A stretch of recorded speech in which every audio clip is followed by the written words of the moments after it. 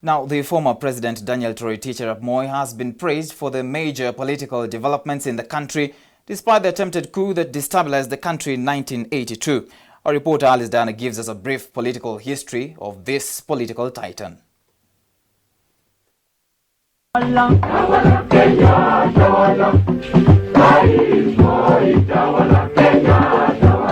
Some have described him as an icon, statesman, champion of peace, and a man whose legacy will be remembered. Others have referred to him as the professor of politics, while critics have described him as a virtual dictator.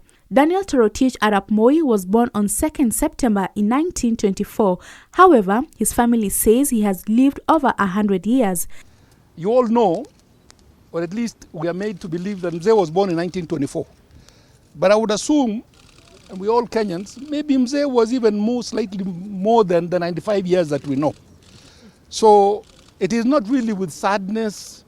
It is more of us celebrating his life and his achievements and the service that he gave to this country.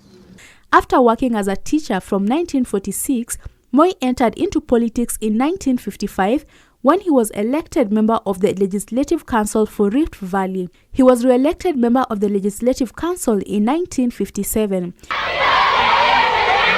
He became Minister of Education in the pre-independence government of 1960 to 1961. In 1960, he founded the Kenya African Democratic Union KADU with Ronald Ngala to challenge the Kenya African National Union KANU led by Jomo Kenyatta. KADU pressed for a federal constitution while KANU was in favor of centralism. KADU dissolved to join KANU in 1964. Moi became Kenya's second president in 1978 as a result of the death of the then President Mzee Jomo Kenyatta. Mimi, Daniel Toroitich arap Moi, naapa kwamba nitakuwa mwaminifu kwa Jamhuri ya Kenya na kuitumikia kwa moyo wangu wote, na kwamba nitahifadhi, nitalinda na kuitetea katiba ya Kenya kwa mujibu wa sheria iliyowekwa. Moi took the opportunity to dismiss political opponents and consolidate his power. He reduced the influence of Kenyatta's men in the cabinet through a long-running judicial inquiry that resulted in the identification of key Kenyatta men as traitors. Moi pardoned them, but not before establishing their traitor status in the public view. Huyu makamu wa rais ni rafiki, lakini urafiki, sikieni, urafiki ni tofauti.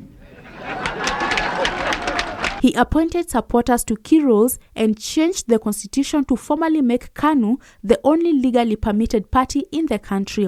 Moi announced his intention to repeal Section 2A of the constitution allowing multipartyism at a KANU conference in Kasarani in December 1991. Wale walio watumishi wa serikali tuondoe ile section ya katiba ya Kenya ya 2A.